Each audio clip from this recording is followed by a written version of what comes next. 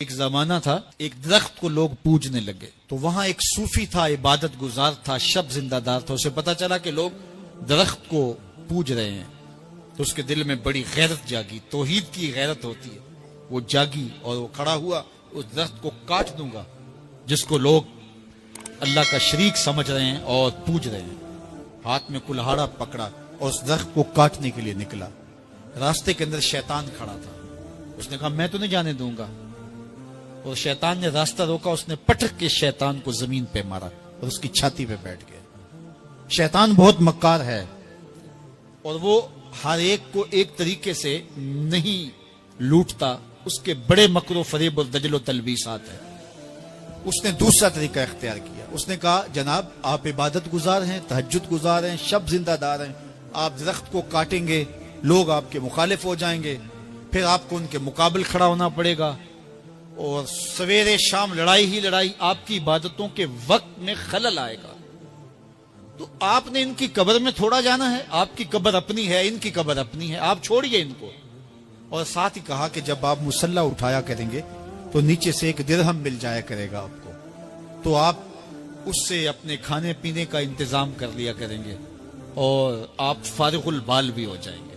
اس طرح باتوں میں لگایا اور وہ زاہد صاحب واپس آ گئے، نماز پڑھی، مصلی اٹھایا، درہم ملا، بڑے خوش ہوئے اور دلیلیں تراشنے لگے۔ واقعی مجھے کیا لگی، تمہیں غیر سے کیا، تم اپنی نبیڑو، تم اپنی قبر میں جانا ہے، جائیں وہ بھاڑ میں، مجھے کیا لگے، مجھے ان کے بارے میں کیا پوچھا جانا ہے۔ نمازیں پڑھتا ہے، ہر نماز کے بعد مصلی اٹھاتا ہے تو ایک درہم ملتا ہے۔ کافی دن گزر گیا، دل بھی آہستہ آہستہ مردہ ہو گیا۔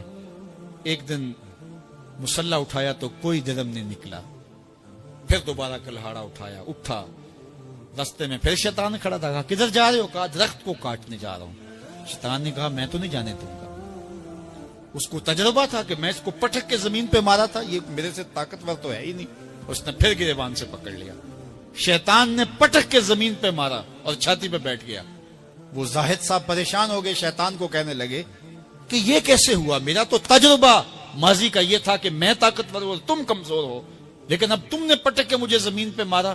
تو کہا صاحب اس دن تم اللہ کی رضا کے لیے جا رہے تھے، آج تم درہم کے لیے جا رہے ہو۔ تو جب عمل میں خلوص نہیں رہتا تو پھر عمل نہیں رہتا، عمل میں قوت نہیں رہتی، پھر سجدے بے روح ہو جاتے ہیں، نمازیں بے ذوق ہو جاتی ہیں، صفیں کج دل پریشاں، سجدے بے ذوق کہ وہ جذب اندروں باقی نہیں۔ نماز روزہ حج زکات سب کچھ ہے باقی مگر تو باقی نہیں۔ پھر سب کچھ چلتا رہتا ہے لیکن رسم ہوتی ہے، لا یبقى من الاسلام الا اسمہ ولا یبقى من القرآن الا رسمہ۔ پھر قرآن پڑھا جاتا ہے، رسم ہوتا ہے، قرآن دل کو پھر نہیں بدلتا، اس لیے کہ رسم ادا ہو رہی ہوتی ہے۔ جب رسم ادا ہو رہی ہو تو پھر قرآن دل کو نہیں بدلتا۔ جب قرآن کے طور پہ پڑھا جا رہا ہو پھر یہ دلوں میں رنگ اتارتا ہے اور معرفت کا نور دیتا ہے اور دلوں کے زنگ اتارتا ہے۔ ہماری زندگی بڑی قیمتی ہے، ایک ایک سانس بامقصد ہونا چاہیے، لیکن ہم اپنے وقت کو کس آوارگی کے ساتھ، کس بے دردی کے ساتھ گزارتے ہیں۔ حضرت امام شافعی کہتے ہیں کہ میں نے فقیروں سے دو باتیں بڑی پتے کی سنی اور انہوں نے مجھے بڑا نفع دیا۔ یہ بہت بڑے بزرگ ہونے کے باوجود، اتنے بڑے عالم اور فقیہ ہونے کے باوجود یہ درویشوں کی صحبت میں جا کے بیٹھتے تھے۔ حضرت امام احمد بن حنبل کو کسی نے دیکھا کہ حضرت بشر حافی کے پیچھے دوڑ رہے ہیں، تو کسی نے کہا اتنے بڑے امام ہو اور اتنے بڑے فقیہ ہو، اس فقیر سے کیا ڈھونڈتے ہو، بشر حافی سے کیا تلاش کرتے ہو؟ تو حضرت امام احمد بن حنبل نے کہا کہ احمد بن حنبل جس رب کو مانتا ہے بشر حافی اس رب کو جانتا بھی ہے۔ تو فقیروں کی باتیں بڑی پتے کی ہوتی ہیں، تو کہتے ہیں کہ فقیروں کی دو باتوں نے، امام شافعی بولے کہ مجھے بڑا فائدہ دیا۔ ایک تو یہ الوقت سیف قاطع، وقت کاٹ دینے والی تلوار ہے، اگر وقت کو تم کاٹو گے تو ٹھیک، ورنہ وقت تمہیں کاٹ دے گا۔ اب تمہاری مرضی ہے کہ وقت کے گھوڑے پہ تم سوار ہو کے اپنی مرضی سے وقت کو چلاؤ، یا پھر تم وقت کے رحم و کرم پہ ہو اور اس کی موجیں تمہیں جس سمت چاہیں بہا لے جائیں۔ اب تمہارا اختیار ہے کہ تم اپنا وقت کیسے گزارتے ہو۔ دوسری بات جس نے مجھے بڑا نفع دیا وہ یہ کہ اپنے آپ کو نیکی کے کاموں میں لگا دو، ورنہ نفس تمہیں برائی کے کاموں میں مشغول کر دے گا۔ اپنے ارد گرد تانا بانا ایسا بن لو، اپنے حالات ایسے بنا لو، اپنی دوستی ایسی وضع کر لو کہ تم نیکی کے ماحول میں رہو، ورنہ شیطان برائی کے اندر مبتلا کرنے میں دیر نہیں کرے گا اور نفس تمہیں جو ہے وہ شر میں مبتلا کر دے گا۔ تو فرمایا کہ کسی شخص کے اسلام کا حسن یہ ہے کہ وہ بے مقصد کاموں کو چھوڑ دے۔ ہم تو بعض اوقات بیٹھتے ہیں تو گھنٹوں بے مقصد بیٹھے رہتے ہیں اور قیمتی سے قیمتی وقت ضائع کرتے ہیں۔ حضرت اویس کرنی رضی اللہ تعالیٰ عنہ کو حضرت عمر رضی اللہ تعالیٰ عنہ اور حضرت علی المرتضیٰ رضی اللہ تعالیٰ عنہ ملنے گئے، حضور کا سلام دیا، حضور کا پیغام دیا، اللہ اکبر۔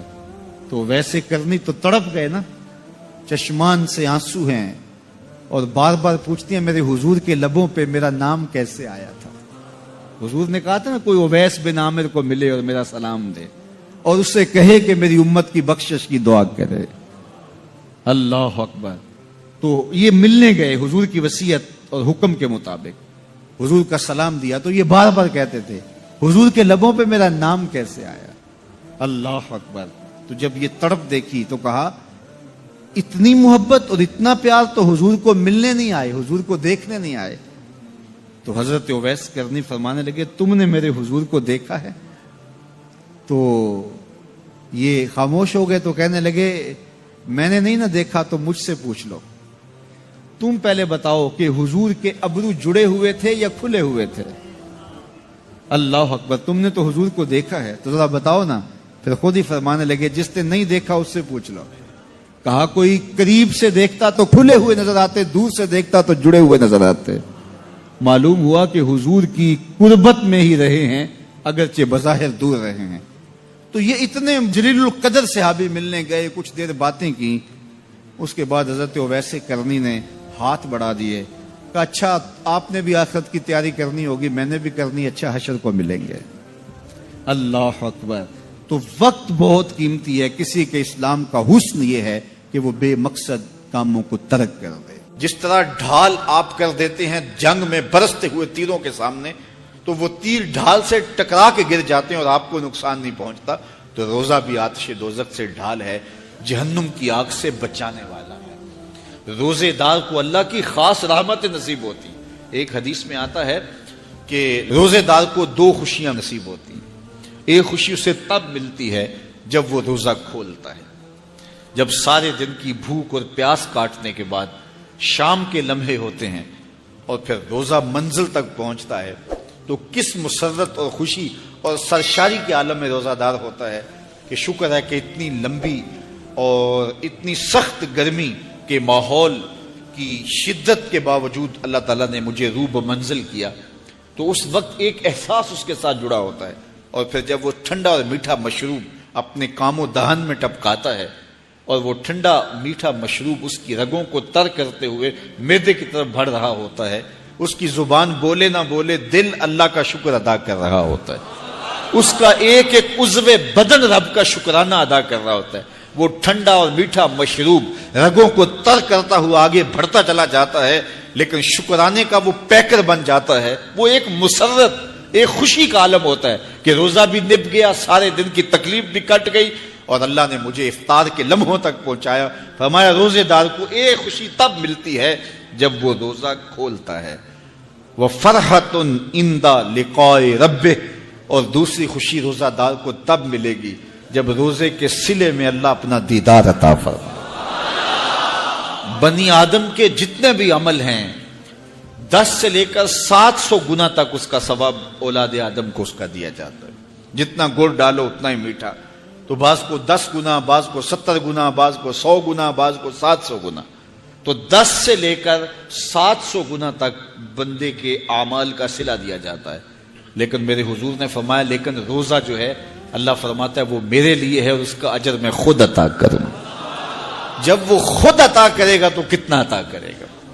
سخی اتنا بڑا ہو تو پھر کیا عطا کرے گا؟ بلکہ بعض نے اس کو عجزی ہی کی بجائے اجزا پڑھا ہے بصیغہ مجہول، کہ روزہ میرے لیے ہے اور اس کی جزا میں خود ہوں۔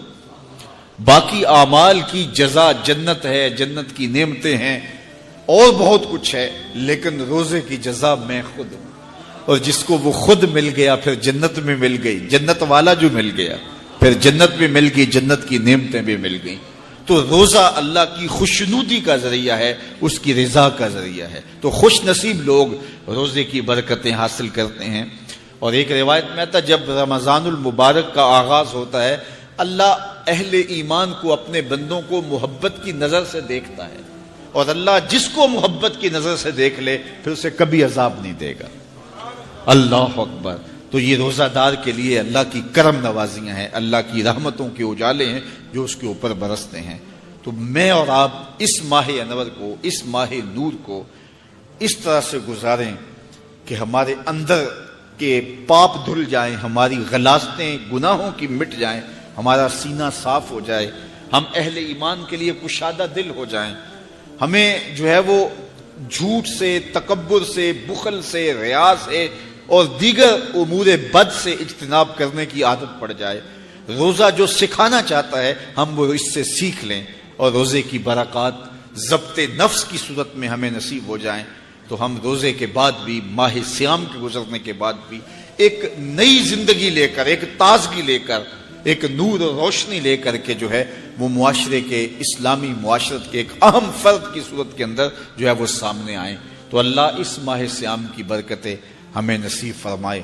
ہر سال مہینہ آتا ہے، گزر جاتا ہے، ہم پورا مہینہ بھوک کاٹتے ہیں اور پھر وہاں کے وہاں ہی کھڑے رہتے ہیں، تو پھر ہمیں سوچنا چاہیے، لیکن اگر تبدیلی آتی ہے تو پھر شکریہ ادا کرنا چاہیے۔ آج کی اس تاریخ میں ہم عزم کر کے اٹھیں کہ ہمارا یہ ماہ صیام ہماری زندگی میں ایک سنگ میل ثابت ہوگا، اور ہم ایک نئے باغپن کے ساتھ، نئے عزم کے ساتھ یہ مہینہ گزاریں گے اور ضبط نفس سیکھیں گے اس مہینے سے۔ امام محمد بن حسن الشیبانی جب بصرے میں آئے تو ایک صاحب مناظرہ کرنے کے لیے منتظر کھڑے تھے کہ مسلمانوں کا امام آئے، میں ایسے سوال کروں گا کہ وہ جواب نہیں دے پائے گا۔ اور امام محمد بن حسن الشیبانی جب تشریف لائے تو چمکتا ہوا روشن چہرہ، سر پہ سفید امامہ، بدن پہ سنت کا جامہ، جو ہی تشریف لائے تو جو مناظر کھڑا تھا اس کے لبوں پہ کلمہ جاری ہو گیا۔ تو لوگوں نے کہا کہ آپ تو مناظرہ کرنے آئے تھے اور آپ نے کوئی سوال نہیں کیا، کوئی بحث نہیں چھیڑی، ایسے ہی کلمہ پڑھ لیا۔ تو وہ شخص بولا، وہ جو مناظرے کے لیے آیا ہوا عیسائی تھا، اس نے کہا کہ جب میں نے مسلمانوں کے امام محمد بن حسن الشیبانی کے چمکتے ہوئے چہرے کو دیکھا تو میرے دل نے گواہی دی، جب مسلمانوں کا چھوٹا محمد اتنی شان والا ہے تو بڑے محمد کا عالم شان ہے، خدمت گاروں کی سرکار کا عالم کیا ہے۔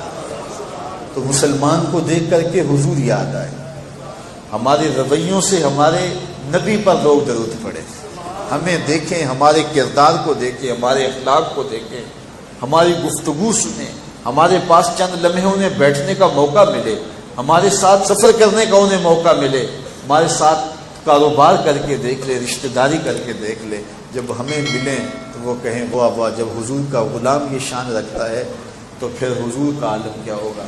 ہمیں دیکھیں تو درود حضور پہ پڑھیں۔ تو اپنے کردار اتنے خوبصورت، اتنے دل آویز بنا لو کہ اس سے اسلام پھیلے گا، اس سے اسلام کی روشنی پھیلے گی۔ تو سب سے پہلے اپنے اوپر اسلام کو ہم نافذ کریں، اپنے رویوں میں اسلام کو نافذ کر لیں، اپنے طرز زندگی میں اسلام کی حکمرانی لے آئیں، اپنے گھر میں اسلام کو نافذ کر لیں، پھر یہ سفر آگے ہوگا۔ میں دوسرے پر اسلام کو نافذ کرنا چاہتا ہوں، خود اپنے پہ اسلام کو نافذ نہیں کرنا چاہتا۔ میں دوسرے کو مسلمان دیکھنا چاہتا ہوں لیکن اپنے رویوں پہ میں نے کبھی غور نہیں۔ میرا طرز زندگی کیا ہے، میں وعدہ کرتا ہوں تو میرا اس کا انداز کیا ہے، کیا پورا کر لیتا ہوں، کیا میری زبان سے جھوٹ تو نہیں نکلتے، میرے لہجے لوگوں کے لیے تکلیف کا سبب اور باعث تو نہیں ہے۔ تو اسلام کے جمال کو اپنے عمل سے لوگوں کے سامنے پیش کرو، تمہیں دیکھیں تو لوگ حضور کے غلام بن جائیں۔ اگر لوگوں کو پتہ چل جائے کہ رمضان میں کیا ہے تو وہ آرزو کریں کہ پورا سال ہی رمضان رہے۔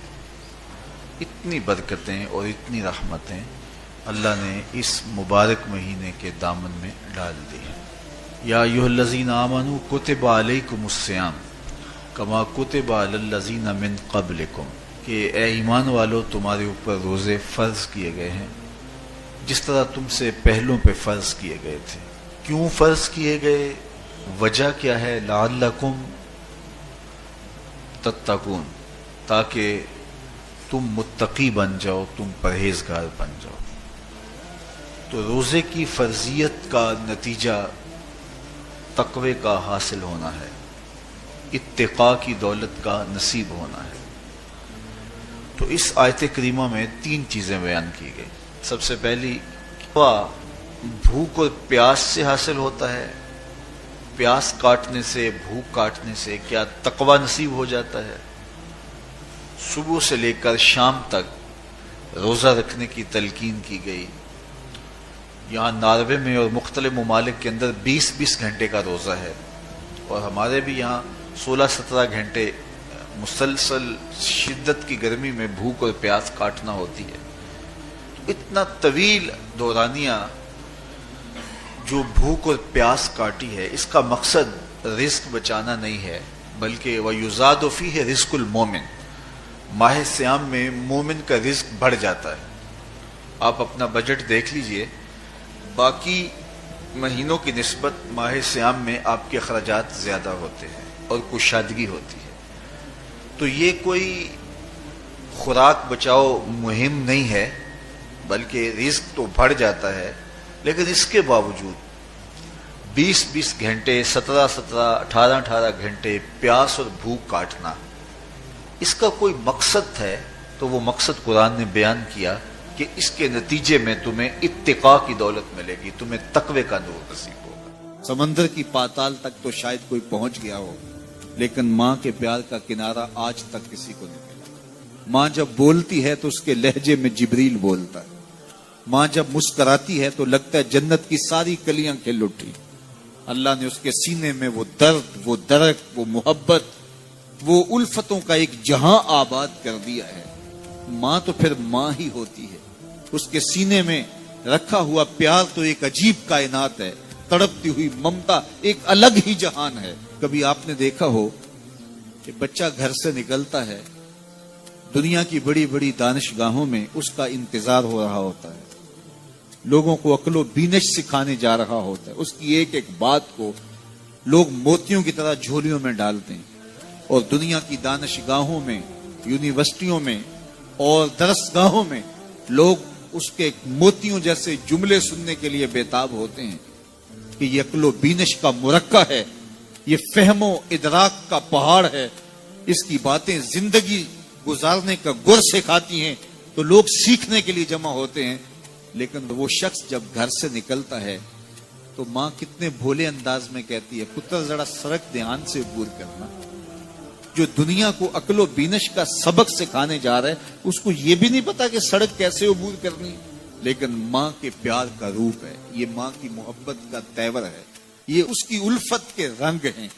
اور جب تک بچہ گھر پلٹ نہیں آتا، بیٹا واپس نہیں پہنچ جاتا، ماں کے دل میں کھٹکا رہتا ہے اور وسواس میں رہتی ہے، اور بیٹے کے لیے دعائیں مانگتی رہتی ہے کہ میرا بیٹا خیر سے گھر پلٹ آئے۔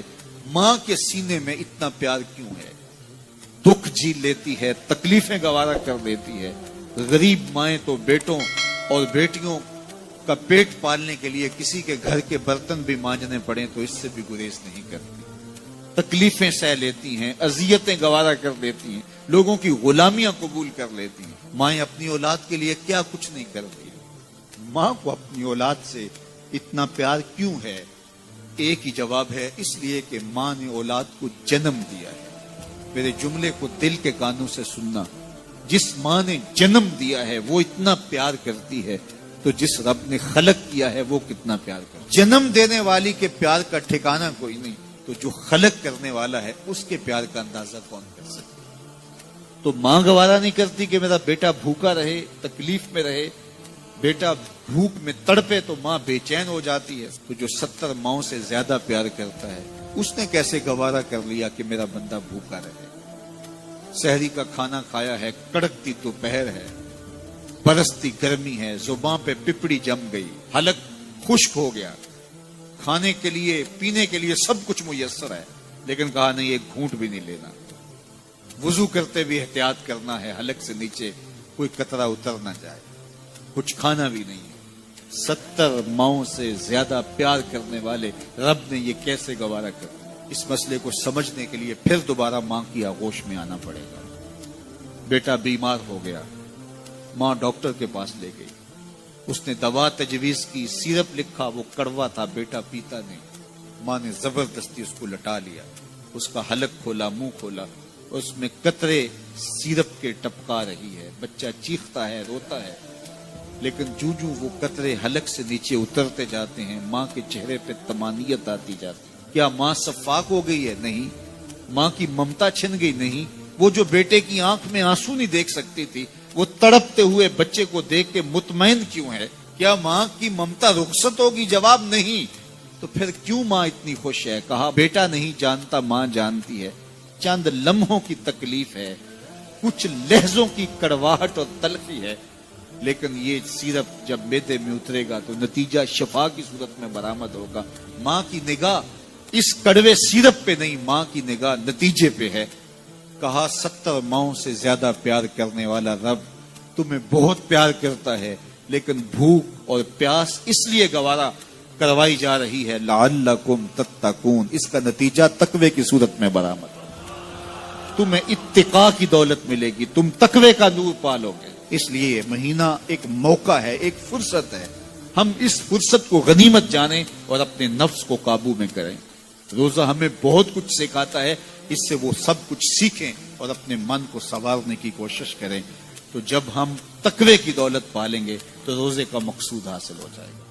میں آپ تک حضور کے وہ 4 فرامین پہنچانا چاہتا ہوں جو لاکھوں احادیث کا خلاصہ ہے، اور ان 4 احادیث کو اگر ہم اچھی طرح اپنی روح میں اتار لیں تو ہماری پوری زندگی نور علی نور ہو جائے گی، زندگی میں روشنیاں بھر جائیں گی، زندگی میں اجالے آ جائیں گے، ہماری دنیا بھی اچھی ہو جائے گی، ہماری آخرت بھی اچھی ہو جائے گی۔ پہلی حدیث، انما الاعمال بالنیات، اعمال کا دار و مدار نیتوں پہ ہے۔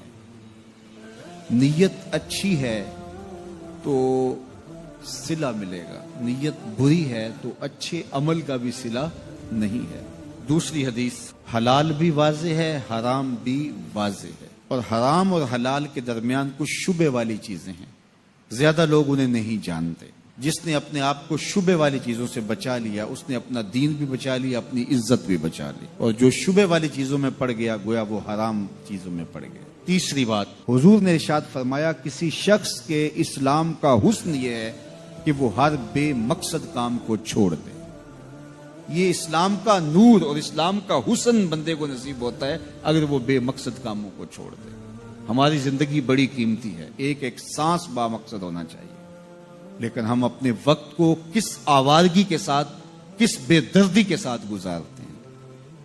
حضرت امام شافعی کہتے ہیں کہ میں نے فقیروں سے 2 باتیں بڑی پتے کی سنی اور انہوں نے مجھے بڑا نفع دیا۔ ایک تو یہ، الوقت سیف قاطع، وقت کاٹ دینے والی تلوار ہے، اگر وقت کو تم کاٹو گے تو ٹھیک، ورنہ وقت تمہیں کاٹ دے گا۔ دوسری بات جس نے مجھے بڑا نفع دیا وہ یہ کہ اپنے آپ کو نیکی کے کاموں میں لگا دو، ورنہ نفس تمہیں برائی کے کاموں میں مشغول کر دے گا۔ اپنے ارد گرد تانا بانا ایسا بن لو، اپنے حالات ایسے بنا لو، اپنی دوستیاں ایسی وضع کر لو کہ تم نیکی کے ماحول میں رہو، ورنہ شیطان برائی کے اندر مبتلا کرنے میں دیر نہیں کرے گا اور نفس تمہیں جو ہے وہ شر میں مبتلا کر دے گا۔